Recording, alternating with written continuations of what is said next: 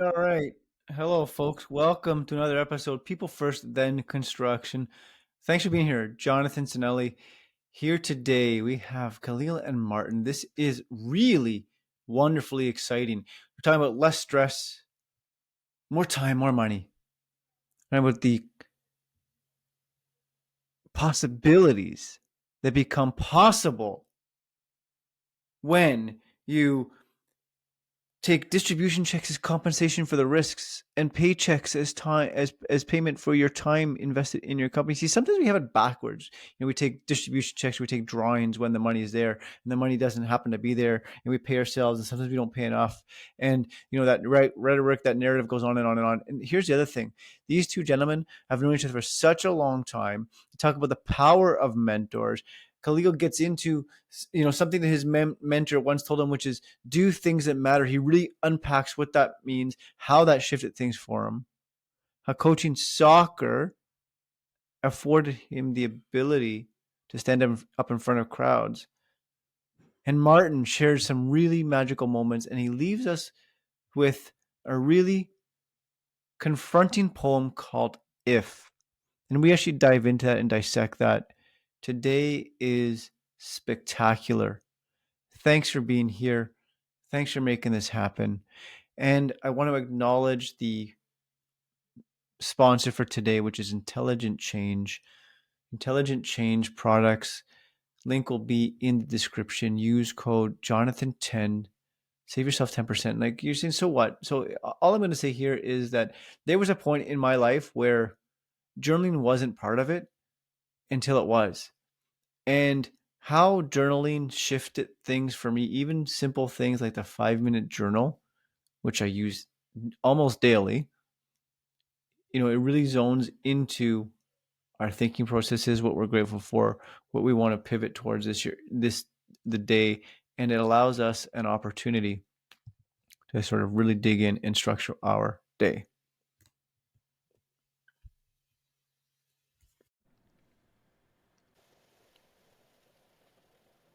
All right, gentlemen. Thank you. Our off-air conversations have been tremendously thrilling and exciting. We show up as human beings and say, here's what I was pivoting through. Technology. Sometimes you got to pivot through stuff to learn things. Anyhow, listen, I'm excited. Thanks for being a part of this. We're talking about human beings, and human beings are fundamentally what makes this world go round. So it's an honor. It's a pleasure to have you here. Thanks for being a part of this conversation. I can talk so much, and it ain't about me. So I want to really pivot right over to the two of you guys. Martin, I'm going to lead off with you. 30 seconds, man. Who are you?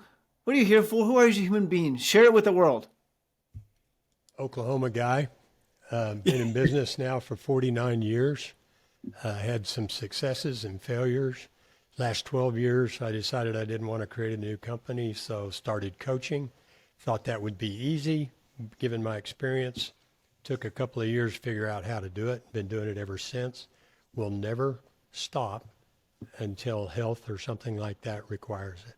It's my dad used to have a saying. He said, when you are blue, do find something to do for someone who's bluer than you are. And so it's in fitting with your philosophy, I think, that everything in life is, the most rewarding things in life are helping other people. The only thing that's one notch above that is helping other people and getting paid for it. Thank So you. that's who I am in 70 years condensed to 27 seconds. Beautiful. My gosh. I need to ask you that again. When you're blue, find somebody who's bluer than you. No, when you are blue, find something to do for someone who's bluer than you are. Oh, And yeah, he had a bunch of those. They might come up in conversation today. But yeah, it's just that idea that when you take it out of yourself and you see somebody you can help, the self-serving side of that is how much better it makes you feel. That may not be the reason you do it, but when you see it takes your mind off of yourself and your shortcomings and your failures and your suffering and all this because you're helping somebody. And if the world did that, it would be a lot different today, right? Oh my gosh. Thank you. Thank you for So I'm sharing that. done. I got to go to my next appointment. Khalil, like pivot right to you, man. This is where this conversation is going to get tremendously exciting. But let's go. The floor is yours, man. Who are you to the world? What are you here for, and what resonates with you? Well, I don't have anything as exciting or poetic as Martin does, but yeah, my name is Khalil Benali Haj. Been working with Martin for a good while now. We have our own podcast, The Cashflow Contractor, which is how we met Jonathan. And yeah, I work with business owners just like Martin does. I help them to work on their sales, their marketing, and their tech stacks, their software. I've been doing that for about 6, 7 years now, and have really been in the construction space primarily, and enjoyed working with everyone in this industry. Yeah, that's just a little bit about me. Okay, so now bring these Okay. two worlds together. How do you guys intersect? Where's the collision? I want to know this story. Well, I have to tell a story about Khalil. Can I tell the championship Here story, we Khalil? go now. Here we No, go. Yeah, I absolutely love this. Khalil's a soccer coach in addition to his business, but he's a great soccer player and played in college. But in high school, he knew my daughter, and that's how I came to know Khalil. This a lot of years ago. But I went to a state championship game, came down to a shootout, fifth ball, Khalil misses it, we lose. Okay? A year okay. later, comes down to state championship to a shootout, fifth ball, Khalil makes it, we win. That is a story, and how he graciously, if you get to know Khalil, that's not the kind of thing that will wipe him out. But anyway, that's just a movie, right? If somebody Yeah. wrote that movie, it'd be too corny and people wouldn't watch it. But anyway, that was my first real knowledge of Khalil, and we worked a lot together since then. I mean, we collaborate with common customers, and he's my tech guy. I don't know how to turn on my computer, and he'll come over and Martin show called me. me yesterday. His computer kept just typing like just lines Autofill. of text on its own, and he couldn't do anything about it. And then he figured out that he had an external keyboard with a bunch of papers stacked on top of it, pressing keys. Just, That I don't so use. that's how good I am at tech. Yeah. Yeah. You No, know, like this is what's exciting, right? Thank you for sharing that story because there's so many things in Khalil. We're going to come back to that in a moment. Except even the story you just shared, where amplify each other, right? You lean into each other's strengths and say, like, I don't know that. And to you and I might be like, okay, holy smokes. Martin, you're thinking this. I don't know what you're thinking at the time, but your brain is thinking something. Why isn't this working? And the frustration sets in, and you pick up the phone and say, "Hey, man, how do I fix this?" And something as simple as, well, you say simple today because we know today, as a piece of paper pushing a button, right? But yeah, that's what it you're was. leaning into the resources, and so many times human beings we think like, oh, holy smokes, I gotta have this all figured out, and sometimes you don't, right? Oh no, it was literally. We've got 3 or 4 podcasts to do this week. Plus, half my clients are on Zoom, and I'm thinking I'm down. I got to go buy a new computer. And Right. anyway, I just reached over and I thought, oh man, took these envelopes off the keyboard and quit doing it. So anyway, there's a tip for your listeners, right? There you Check go. your Not keep your your stuff off the wireless keyboard. Yeah, Well, That's which good. which I don't use, by the way. It's sitting over here. I type on the laptop. But anyway, and even further, like digging into what you're saying, sometimes we need to peel back and make it simplified, right? You're thinking, I would think the same thing as you. Oh my gosh, I need a new computer. I'm not even going to fool around with it, right? Simple. right. Sometimes you just peel back and say, okay, so what? Now what? Okay. Anyhow, Khalil, I want to come back to. Can we go to that soccer moment for that year period? Can I go Sure, into your sure. world? Yeah, absolutely. Share with our listeners, like what happens to you mentally, physically? Like what happens between that year? Because I'm making an assumptions, but please add clarity. You missed that ball, Yeah. right? That's something terribly Yeah. shitty to live through, and then you got to Martin's a pivot. Martin's a wonderful storyteller, and there's small little details that I'll adjust. So that first shootout is actually my sophomore season.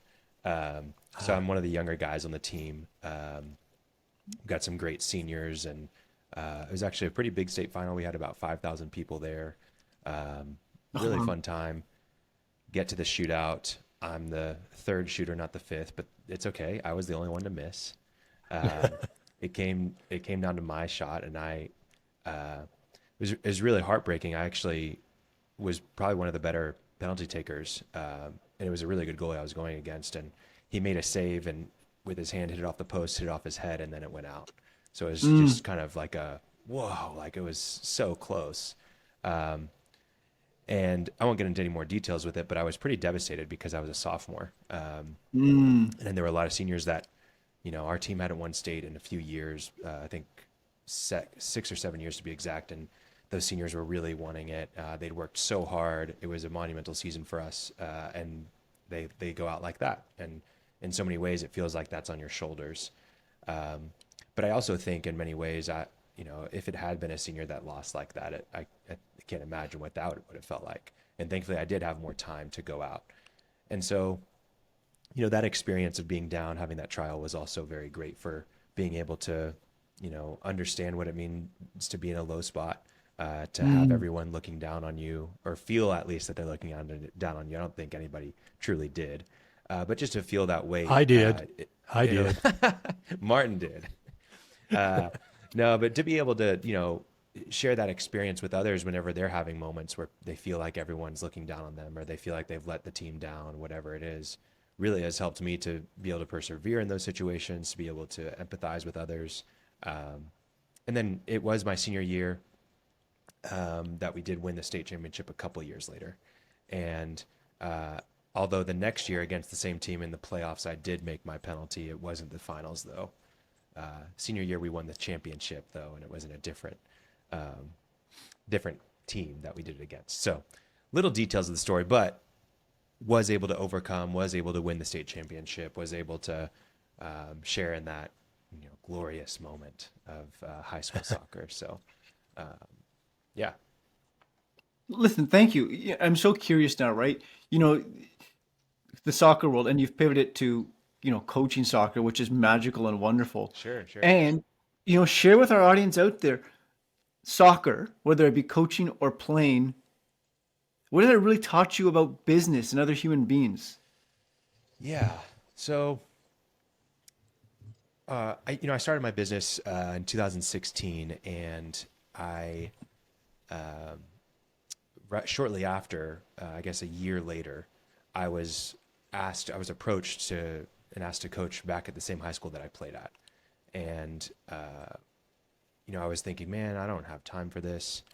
I've got my business that's just kind of getting up and going. I've got to work. It's in the middle of the afternoon that I got to start coaching. It's long nights and weekends.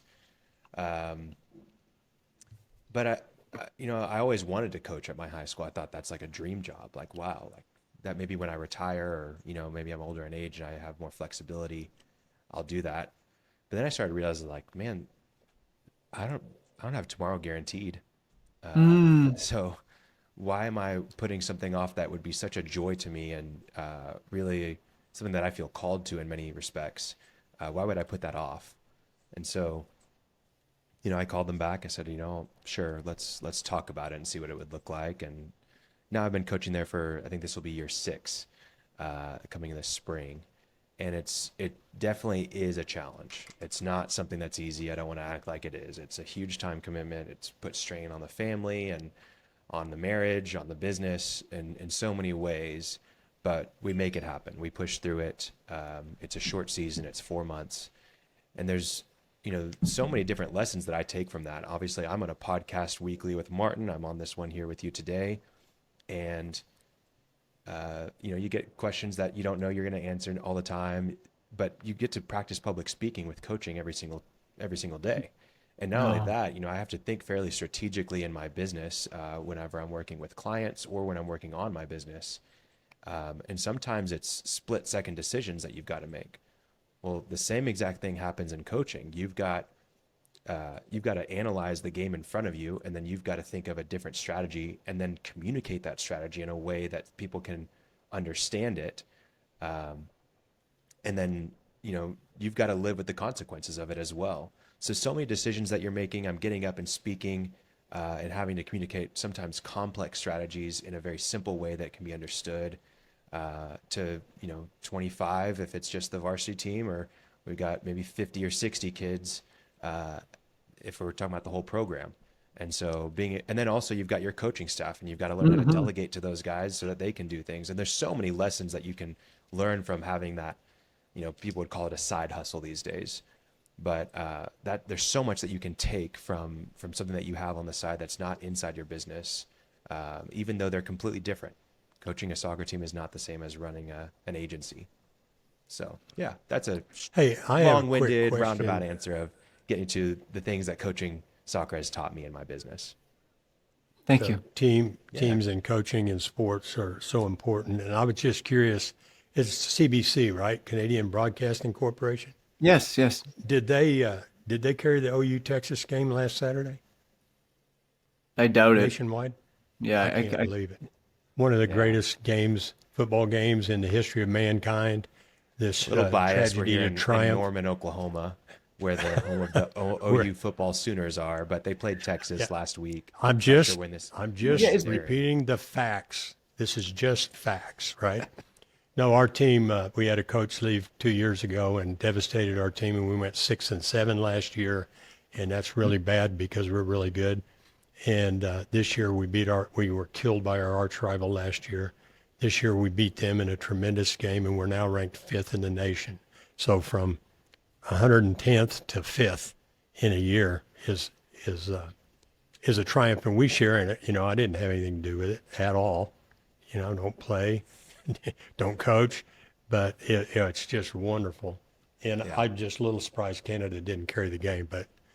Well, and that's another good point that you kind of make there, Martin. I think with coaching, you're impacting so much. Like, you have nothing to do with OU football. You don't know anybody on the team that plays or anything like that, but you're impacted by it. You feel proud of it. Yeah. It makes you feel excited for the week and getting to share that with your family and friends. In many ways, you built your week around that game.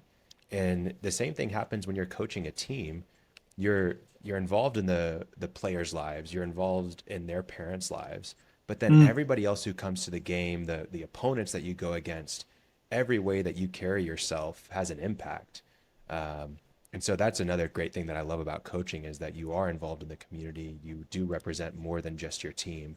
And I think that's taught me a lot in the business side as well, is that there are, the jobs that I create, the clients that I work for have a greater impact than just the work that I'm doing day to day. The impact spreads far and wide. And so I need to carry myself in a way that I'm aware of that impact, but I'm also influencing that impact in a positive manner, so that people are excited to come to work each day. They're excited to work on this project with me. They're thankful for the opportunity to do that, to have the time together and the experience together.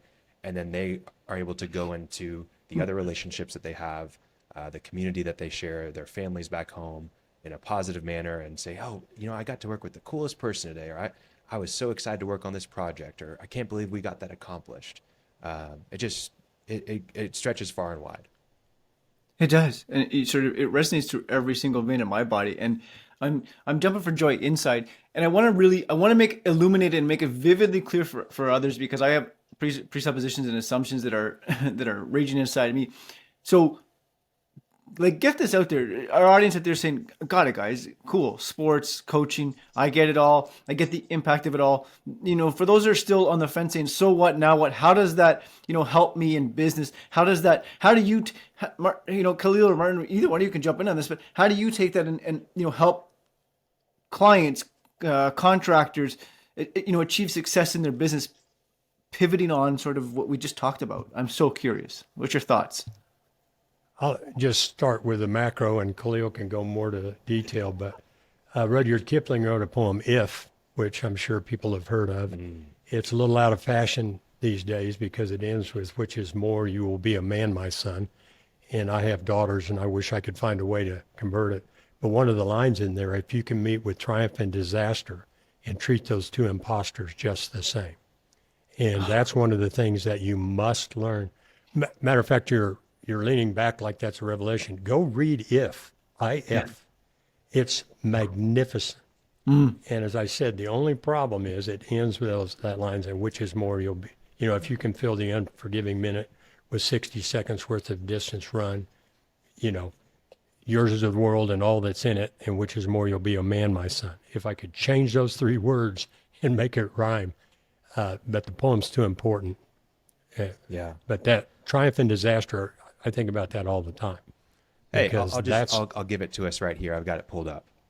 If you can keep your head when all about you are losing theirs and blaming it on you, if you can trust yourself when all men doubt you, but make allowance for their doubting too, if you can wait and not be tired by waiting, or being lied about, don't deal in lies, or being hated, don't give way to hating, or yet don't look too good, nor talk too wise. If you can dream and not make dreams your master, if you can think and not make thoughts your aim, if you can meet with triumph and disaster and treat those two impostors just the same, if you can bear to hear the truth you've spoken, twisted by knaves to make a trap for fools, or watch the things you gave your life to broken, and stoop and build 'em up with worn-out tools, if you can make one heap of all your winnings and risk it on one turn of pitch and toss, and lose and start again at your beginnings, and never breathe a word about your loss, if you can force your heart and nerve and sinew to serve your turn long after they are gone, and so hold on when there is nothing in you except the will which says to them, hold on. If you can talk with crowds and keep your virtue, or walk with kings nor lose the common touch, if neither foes nor loving friends can hurt you, if all men count with you but none too much, if you can fill the unforgiving minute with 60 seconds worth of distance run, yours is the earth and everything that's in it, and, which is more, you'll be a man, my son. I think it's really testament to imposter syndrome in so many ways, and just having a character and integrity, and yeah, it's fantastic. It's just what's worthwhile, and I just hate that last line because I think that's off-putting to some people, especially these days. But the principles apply to everybody. Yeah, absolutely. Well, and I think if you take away the actual language of it and you think about the definition of what he means by "you'll be a man, my son," it just means you'll be a person of honor. You'll be a person of high character. You'll be a person that's respected and trustworthy. So, yeah, I think that's a great thing about coaching too on the micro level, is that you get to influence that. Like some of the greatest mentors and people that I looked up to as a kid were the coaches in my life that took the time to invest in me as a person, and were able to teach me discipline in many ways. And I think, as a business owner, especially, or a manager even, the currency that you work in every single day and that you're trading for is time. If you can give your people time, that is the currency of a mentor. That's the currency of a coach or a business owner or a leader. It's just giving that time to someone. And so if you want, in coaching, that's what I'm learning every day, is that I'm giving my time to these kids and these young men and helping them become adults through the game of soccer. Many ways in my business, I can help people, take that next step in their career. I can help them learn the new skills of their trade. I can help them, even with clients, help them grow and level up in their business. But even just as business owners and managers, by giving them my time, by teaching them, by investing them as a person. So yeah, really great lessons from coaching. Yeah, thank you. Thank you. And that gentlemen, that choked me up. Like there it is, right? The society we live in today is very externally driven and focused on so many other things that we believe is a measure of success. And then when you sort of peel back the layers and dig into when you're reading the if poem there, it was like, oh my gosh again, oh my gosh again, right? Like just really, really, really resonates deep, right? So thank you for that. Yeah, Thank you. absolutely. And Khalil, I want to come to you for a second because you talk about coaching, and I also heard you talk about mentorships, and you made it clear that you had a mentor that once said, "Do things that matter." Did I capture that correctly? You did. He didn't just say it. He wrote a book called "Do Things That Matter."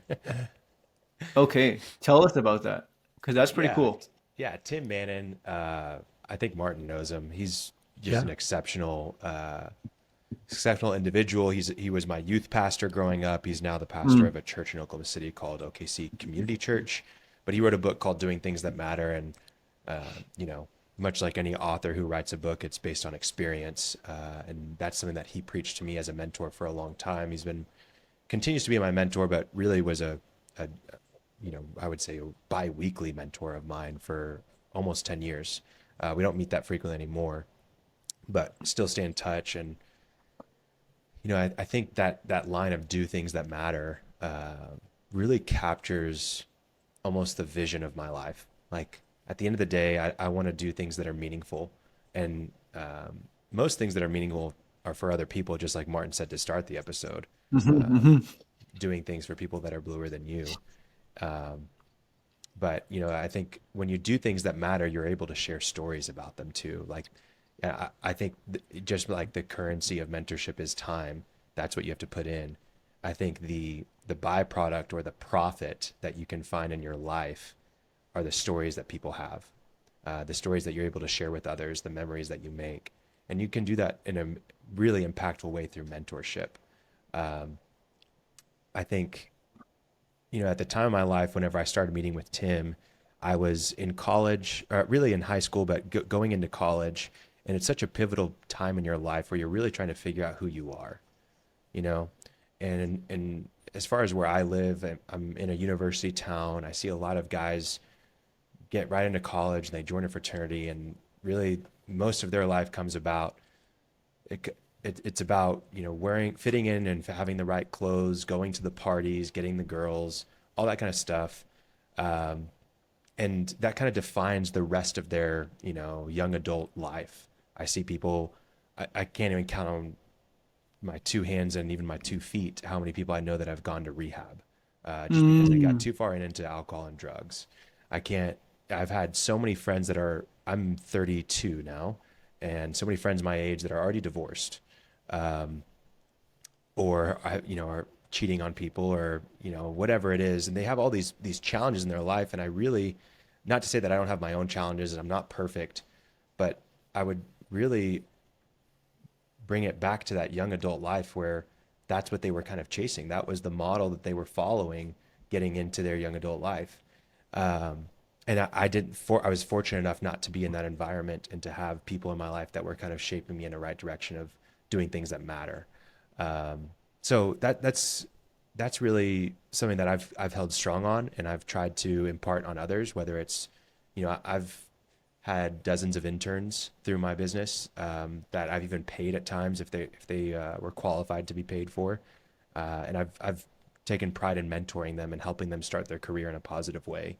But even going beyond the job, and I've had interns that I've gone on runs with, that I've taken to go play golf, that I've done different events with, and I do those things because I think it sets a really good example for them, but it also gives me an opportunity to be a mentor to them in ways that aren't professional, that aren't just about career, but are about life.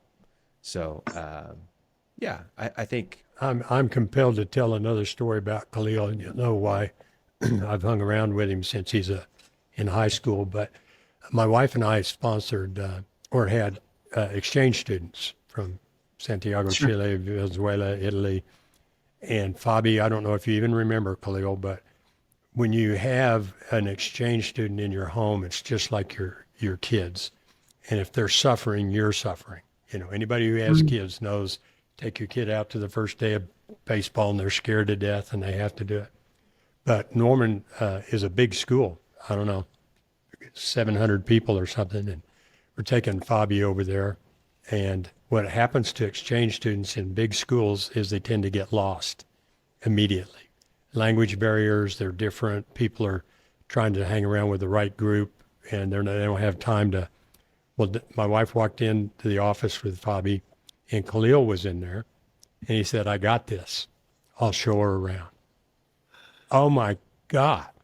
I mean, Diane called me and told me that. I said, "Oh God." He stepped up there. I mean, you can tell kind of by looking at him and listening to him, he's not following the trends for the sake of the trends. But that was another huge moment, I think, Jonathan, that fits into it's about other people, not me. Yeah. And you have to have that level of confidence to do that. But that was a big deal, as big a deal to Diane and me as it was to Fabi. So Thanks, Well, I mean, Khalil. as Don't a know if kid, I ever I told you had that that. experience, Martin. I was the exchange student in Morocco. I mean, not the exact same. I have family in Morocco. I've grew up going there growing up every summer for 3 months, and in my eighth grade school year, I went and lived there. And so Mm. that was my exchange experience of like, all right, well, here we go. Yeah. I don't know anybody. I do speak the language, but that's about it. And it's not easy being in that position, but I will say it's one of the most transformative experiences I've had in my life Yeah. of you are on your own. Here you go. And it's not just you're on your own. There's just like no comforts, no, I mean, it's just get out there, make No friends, respite figure it or out. I mean, don't. you really have to, in many ways, it can shape you maybe in the wrong way, I think, but I think because it's so foreign, you do have to be kind of clear on who you are and what you stand for and what you want to be around. And so when you make friends, you're thinking about, okay, who has the same values as me, and okay, how can I introduce myself, and what can I do to spend more time with them? Because you get, and I, maybe it's different now with cell phones for kids, but I didn't have much going on outside of Yeah. school, so I had to figure out a way to keep myself busy and didn't want to be alone. So, yeah, Fabi was great. I remember. I hope she's doing well. I Yeah. haven't talked to her since high Yeah, school. she's in So, Venezuela, and we haven't heard since oh with man, that's all the stuff unfortunate. going on there. Yeah. Guys, this is Anyways, I feel amazing, like, and thank you. yeah, This is what it is. When we talk about giving a damn about people, this is it. Like, holy smokes, holy smokes! In the past 30 minutes we've been chatting or whatever it's been, it hasn't once been about business. How I'm gonna make a $1 billion and buy all the toys and enjoy it. Yeah, that happens organically, and we're gonna pivot to that in a moment, right? But look at the way that you talk about showing up as a human being for others first, right?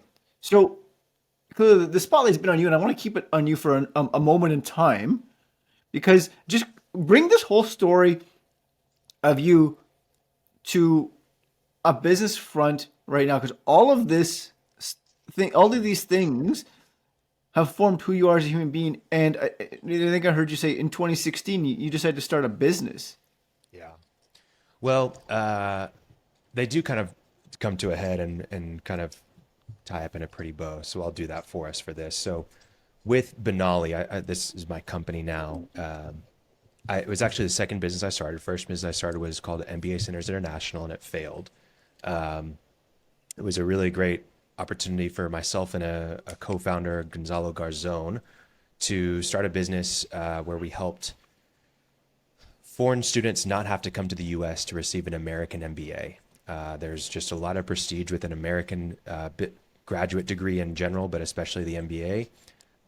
And it's a very big challenge to get to America to do that. You've got to leave your job. You've got to leave your family usually, or bring your family with you. Then you've got to find a place to live, even a place to work sometimes while you're doing the MBA. And so we tried to break down those barriers and start MBA centers in foreign countries like Vietnam or Thailand or India. And basically they would do an online MBA from an accredited American university. But then the things that you can't do well in online education, like discussions and projects and presentations, you would actually do in person at the MBA center once a week with your cohort. And in your Mm. cohort, there would be a local business person who had their MBA, who would be really managing the MBA center. But there would also be an American mentor, someone who had their MBA, was an American foreign national that was living in that country, working in that country, and would be able to share some of the experiences, but also be there to join in the discussions, help with the presentations, things like that. So we did that model. It was really great getting to travel the world, went to like 13 different countries in a year, lasted for about 15 months or so before we just ran into issues with the universities and just kind of some red tape, bureaucracy type things where they wanted to have more control over who we decided were the American mentors or the local business person, things like that.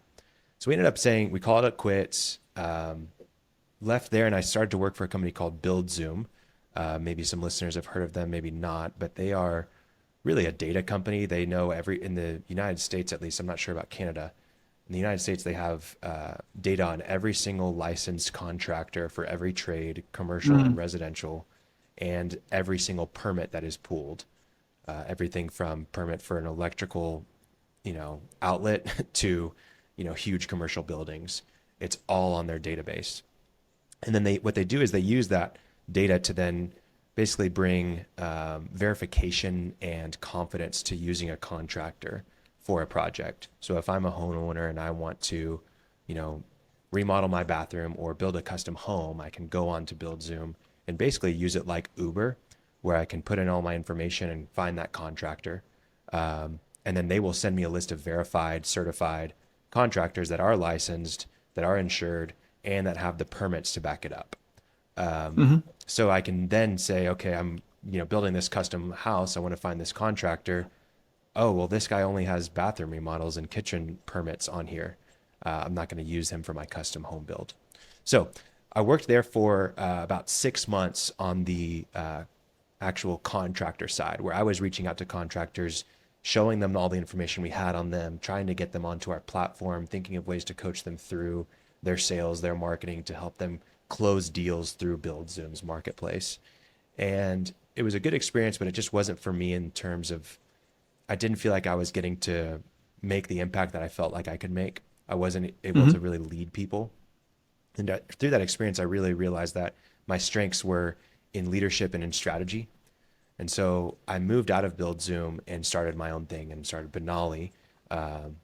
Martin was really instrumental in that and helped me get started, helped me find clients, helped coach me through the business aspect. And to this day, I still learn so much of the things that I do in business and how to run my company through Martin. And so anyways, I started in 2016. I started reaching out directly to contractors and really doing the things that I wanted to do in terms of strategy and guiding them in different marketing, sales, and technology principles, and just implementing strategies there. And then, I started hiring. I think I hired my first employee in October 2017. So about a little less than a year after I started.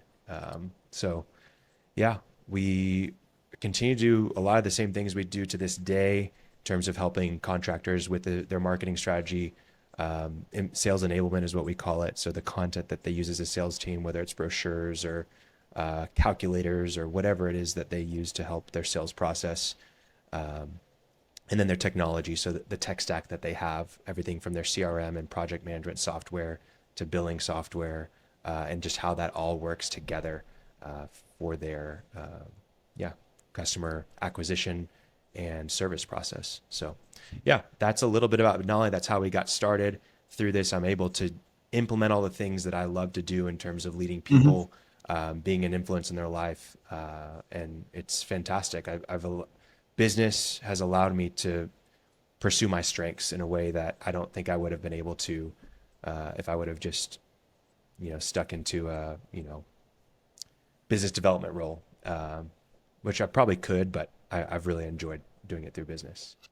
Yeah, but under what context? Under different parameters, right? And now you're sort of really amplifying, giving back to others, right? You're teaching others what you know. You're teaching others what works for you, and if it works for them, cool. Like let it stick, right? Yeah. And Martin, your name keeps coming up, man. Like it's amazing the connection between the two of you, and It's a symbiotic. It's a symbiotic relationship. It truly is, because I get as much from Khalil as he gets from me. Those were kind words. Hey, I have to give you another poem for my dad. Okay? Sure. Just loaded. He said, "When you receive a compliment, say thank you, nothing more. That's the rule. It's worth observing, because when you protest you're undeserving, you become a crushing bore." So thank you, Khalil. There you go. Oh, go on, Khalil. Stop. Yeah. Yeah. Anyway. Well, you said that it's symbiotic and that, you get just as much from me. If anyone listens to our podcast, The Cashflow Contractor, I would say it's probably an 80-20 split. Pareto's principle still applies to our podcast, where 80% of the value comes from. Well, we can start with the one that there would be no podcast. Yeah, without so that's Khalil. my value. I make I it mean, happen. there's But no doubt as about far as that. insights So, go, it's all Martin. So, like, guys, this is amazing, and the audience out there right now is like, talk to us about the cash flow podcast, or like how the podcast come to be, right? Like, the cash flow contractor as a podcast originated from where? The ideas, the philosophies. Tell Yeah, us. I'll start and then I'll pass to Martin for this. But realized that we needed to be creating content for our business. There's just so much value in content creation. It for so many reasons I won't get into, but we wanted to start creating content. And Martin had been writing articles for such a long time, but we knew that there was another format that could be useful for social media, that could be useful for just long form, because so much of his articles are great on his website, but there's just so much more context that could be added to them and stories that can be told. And so I asked Martin if he wanted to start a podcast. We had a lot of contractors as clients mutually. It's not 100% of our client base, but it's definitely a good chunk of it. And so we decided to kind of focus in on a niche and focus on the construction space and really the contractors that are running the construction companies.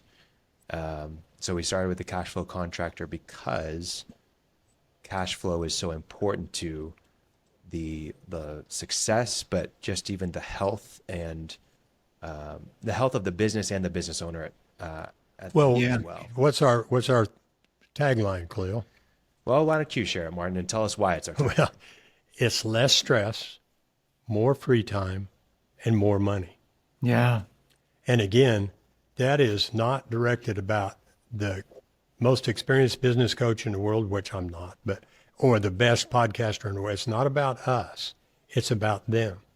And anybody who hears that, who's in business, knows immediately that's it. Less stress, more free time, and more money. That captures it. You can flesh it out with subsections, but oh yeah, that's me. And people who are not in business, I don't know whether they resonate with them or not, but it's a visceral connection with people. And that's what we're with people in business for sure. And that's what we're trying to connect with. And there are lots of things impinge on all of those. One of the things that can affect your stress level is just to understand that you're not alone. Many, many business owners, and I've had this exact conversation, how come I'm struggling when all these other businesses are doing so well? Yeah. And I said, well, that's because you haven't stopped in and talked to them, right? Well, he's got a Porsche and a new house. Well, might be paid for, might be struggling and just about to go underwater. I mean, I don't know. Comparisons rob the joy from life, right? But sometimes just having just the knowledge that you're not alone is a great place to start. And then what we try to do beyond that, I mean, we like to get people like we're going to have you on our podcast that add some ambiance to what we're talking about. But we try to proceed generally from the general to the specific.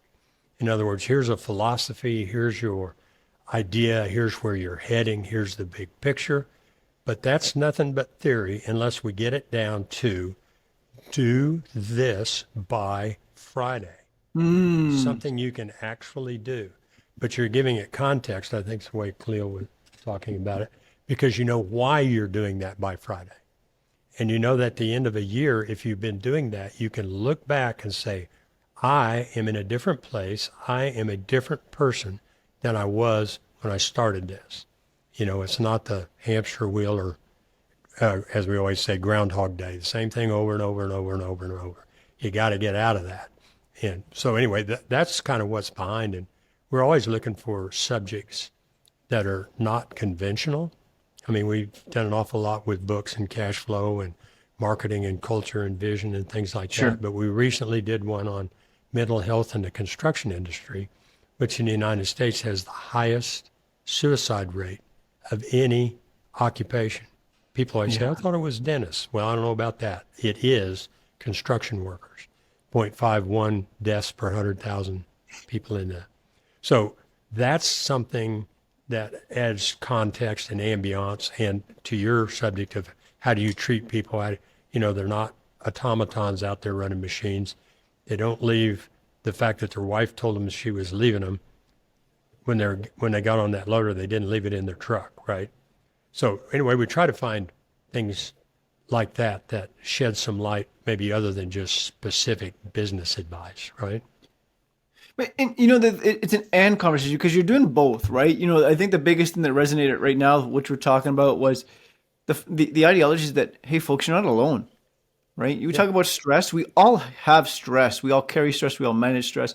We all deal with stress differently. Sometimes similarly, but sometimes not. So it's like I think the fundamental underpinning is like, hey, you're not alone, right? And to the audience out there, they're saying, yeah, but so what? Like, how do I deal with this? Here's an example, and I'm not sure where I captured this. I think maybe it was Martin, but a business owner goes in and the philosophy is, I'm going to grow my business and invest my time, energy, and resources right back into the business consistently. Like that cyclical cycle is just going to keep going. Any money made is going to go back in. Any time spent is going to go back in.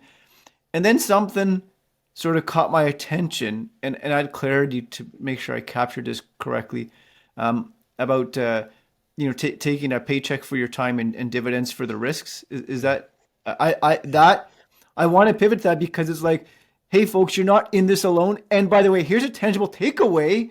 Like, this is what we actually mean. That, boys, this comes right out of what you talk about. That's a great thing to bring up. There's a book, I'm sure a lot of people have read it. I mean, I know a lot of people, a lot of your listeners, but Good to Great by Jim Collins. Yeah. And he talks about some of these principles, but the good is the enemy of great. And what I see routinely, almost universally, is people come to me, and if they have financials, which is kind of a rarity, but if they do, I'm looking, I said, well, you don't have paycheck on here. Well, I just take draws when I can have them. And I said, well, number one, you're lying to yourself. If you think you're making a profit and you're not charging for the time you put in the business, you are misrepresenting your business. That's a harsh way to say it, but that's the case. Wow. Because your business can't really operate and pay all the expenses if you throw you on top as a high dollar, $100,000 a year person. Oh, I could never do that. So one, it adds that clarity to know I'm trying to succeed in business, and what's that really mean? Well, I'm going to use a word. I'm going to say you're kind of cheating. I'm not talking about cheating the IRS, but oh yeah, we do real well, but I don't charge for my time.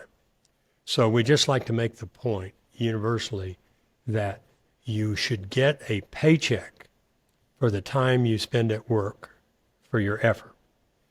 And you should get dividends in addition to that for the taking and accepting the risk of ownership.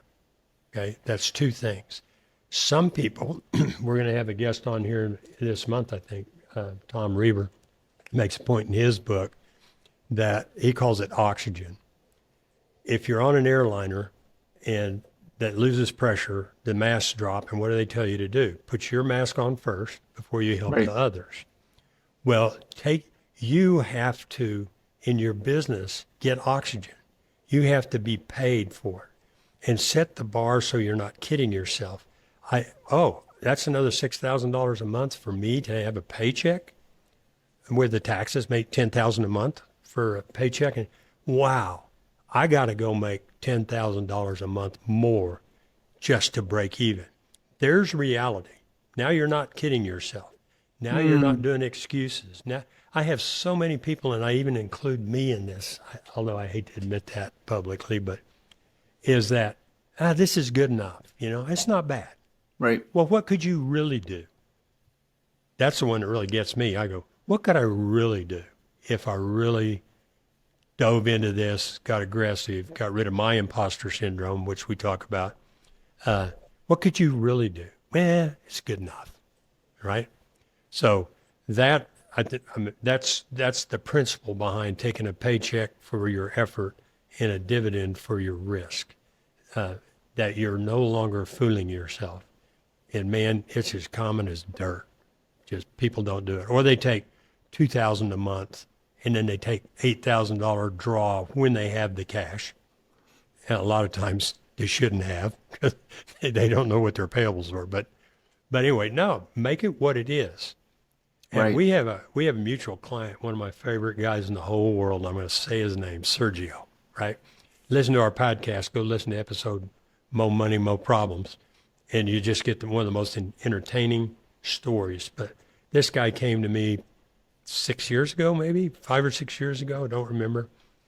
And he had obviously bright worker quality work that he did, but they had no clue. And he was in a community where they would take cash payments, you know, and not, or they'd take their paychecks to the 3%, or take a job check to a 3% discount payday kind of guy and not book it. And they didn't even really think they were doing things wrong. It's just how you did it.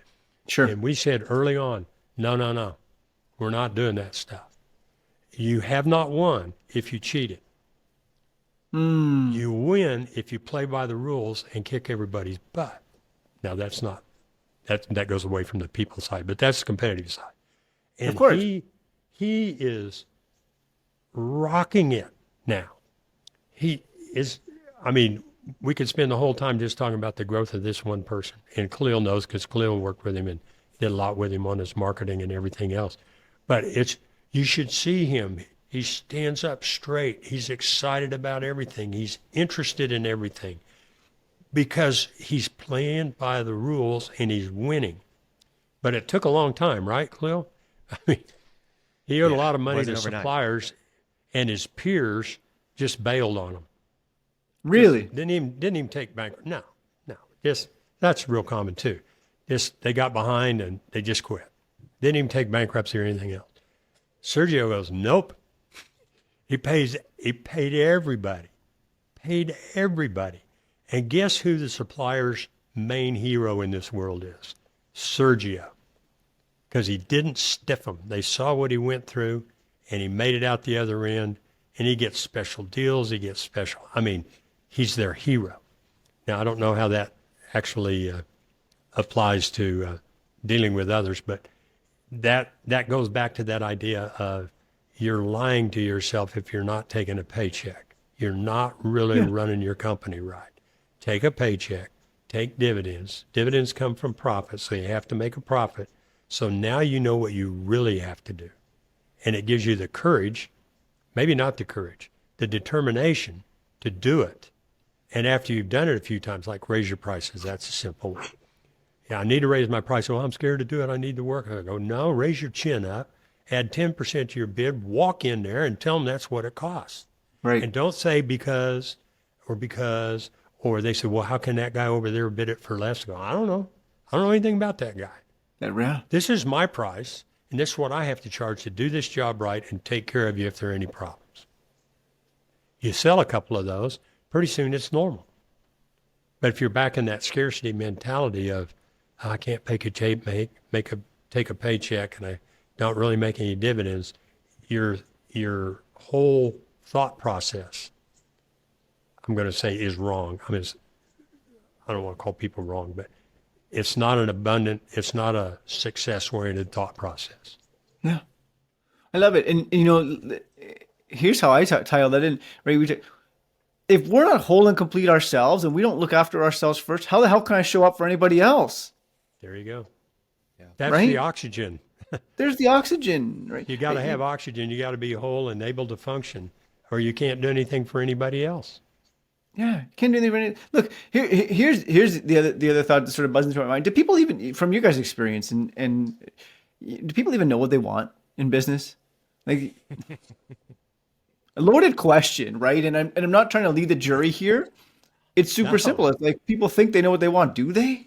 What do you see, Khalil? It's the first question. Khalil, you want to talk about it, and then I'll talk about what happened yesterday. Yeah. I think in business or in personal life, I could go ask a friend, hey, what do you want? And maybe they know what they want right now. Like, it's hot, I need some AC. Sure. But if you ask them, like, no, like, what do you really want in life?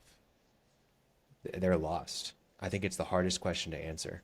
And I think Martin has a really great approach to this that I've adopted for myself, but also that I share with others all the time. Why don't you just get it from the source, Martin? How do you use what do you want? How does it apply to a business? Well, I talk about this frequently, and it's in my book too, that that's the first question I ask people. I say, what do you want? And the answer I receive most often is, what do you mean? They answer with a question. And I say, I mean, what do you want? And I'll get back some form of, well, do you mean me or my personally or my business? And I say, I don't care. Personal, business, both. What do you want? Wow, that's a good question. And there's a subset of this, maybe this is what you're thinking too, Khalil, is everybody in business has heard that they need a vision. Okay. I mean, I don't think there's anybody who hasn't thought that. And I've got articles on it. We won't belabor it all, but a lot of times people think that vision needs to be some big, romantic, world-changing, benevolent, 250-word poetic deal that nobody's ever going to read, you can't remember, and it's not going to be in any sense guiding for you. So what I say is, I got an article called Double Vision. That's one. The second vision is, okay, we'll get there. But what do you really want? I mean, what do you want now? And they start saying things like, well, I'd like to have people who showed up on time. I'd like to have people who did what I'm evidently not communicating well. I'd like to have people who didn't quit on me. I mean, this is people-oriented stuff. I'd like to have enough cash not to go home and skip paychecks and have to tell my spouse I'm not getting paid this much. So you start looking at, what do you really, really want?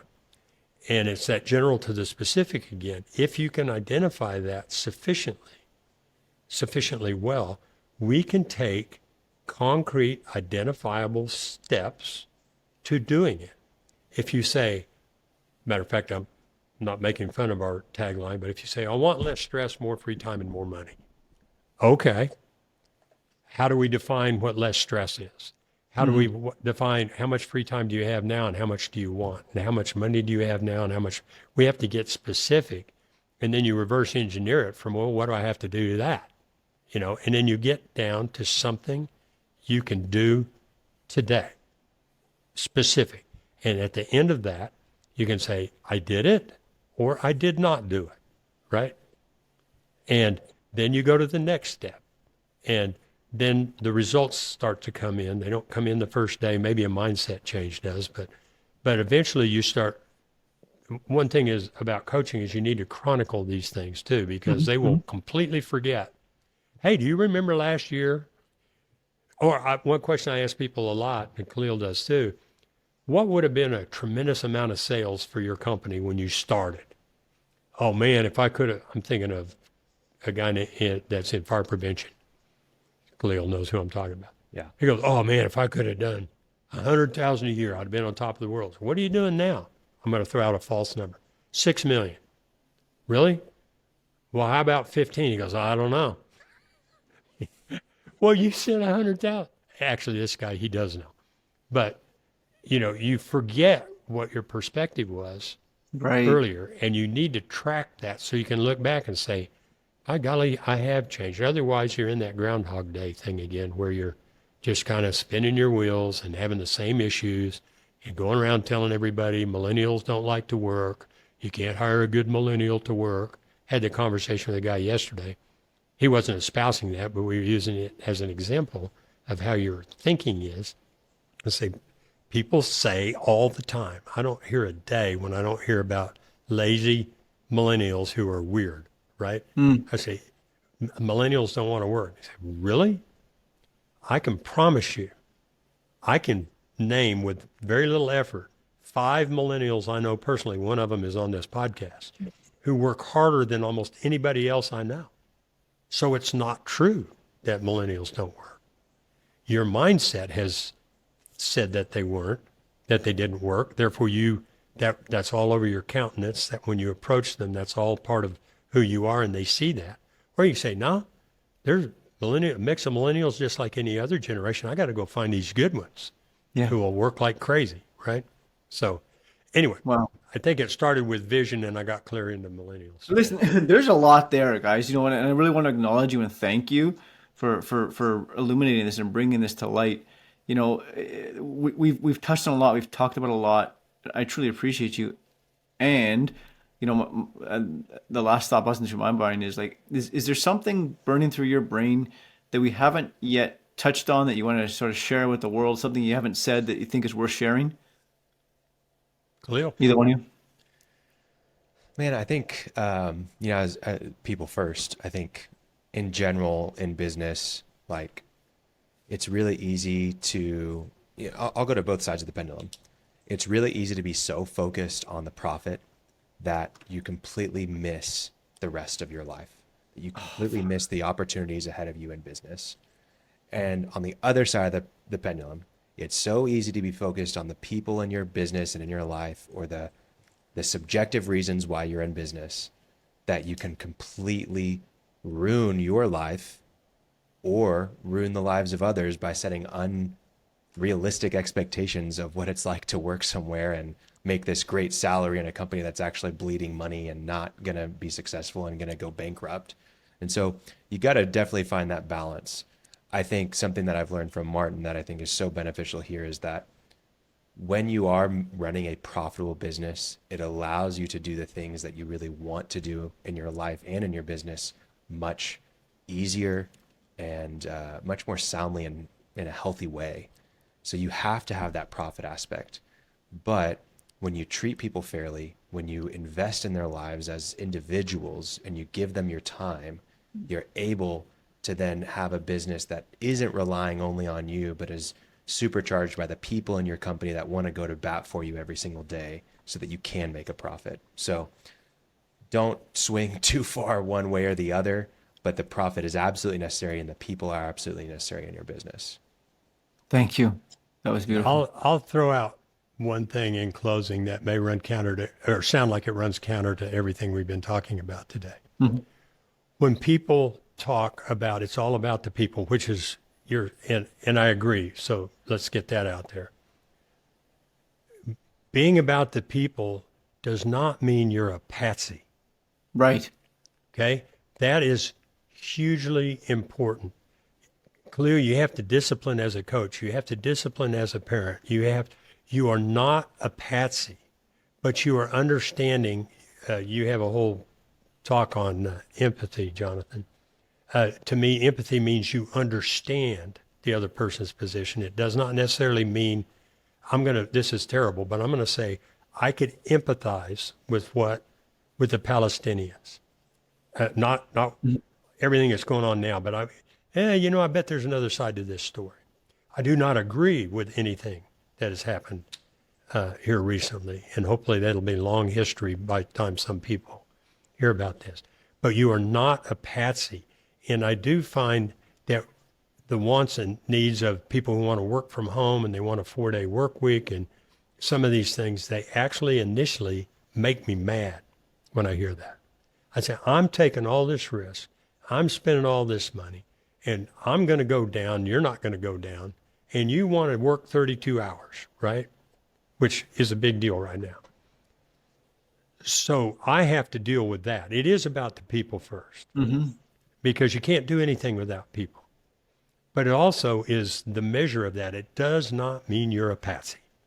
There has to be some coming from the other direction saying, you know what, let's do this as a team where I understand the business side of it, that, hey, somebody somewhere actually has to do some work, right? We can't just all sit around and get manna from heaven. So I'm just throwing that out because a lot of times I hear all the people are talking about, well, the way people want to work now. And yeah, I'm going, yeah, but and I don't know what the final reality is, but there is reality on both sides.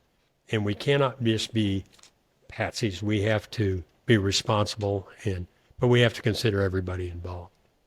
Holy moly. Thank you for that, Martin. Guys, there's an abundance of little nuggets of gold throughout this entire conversation that have left me touched, moved, and inspired. So thank you for taking the time out of your day to be here.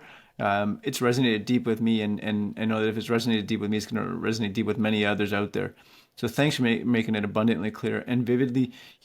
We're not leaning one way. We're being open, and we're having conversations about so many different perspectives, and that's what it's about.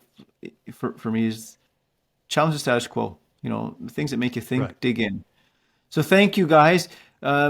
share with our audience. We'll have all this in the show notes. That, get in touch with you. Martin? How do you get in touch with you first, and then Khalil will go to you. So how do we get in touch with you, Martin? I'll just give you an email, and it's martin@anealbc.com. That's ANNEALBC.com.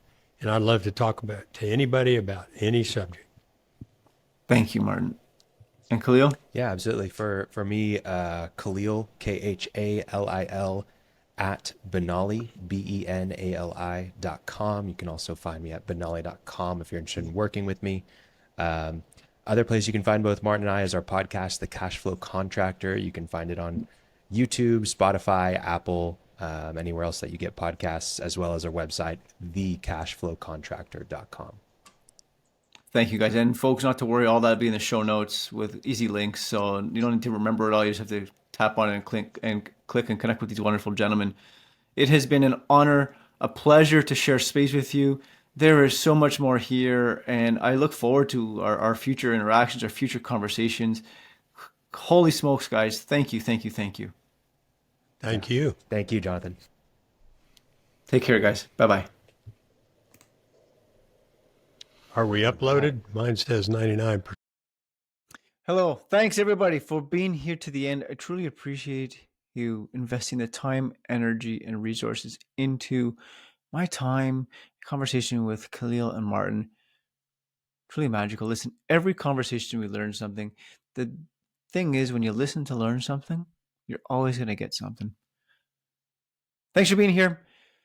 My ask of you today is subscribe to the show, not to miss an episode. We're up to some big things. There are some really super cool things happening. We're talking about mental health. We are flipping the script on the way things have always been done. You don't want to miss it. Subscribe, leave a comment. And until we connect again next time, do something great, impact somebody else's life, because that's what it's about.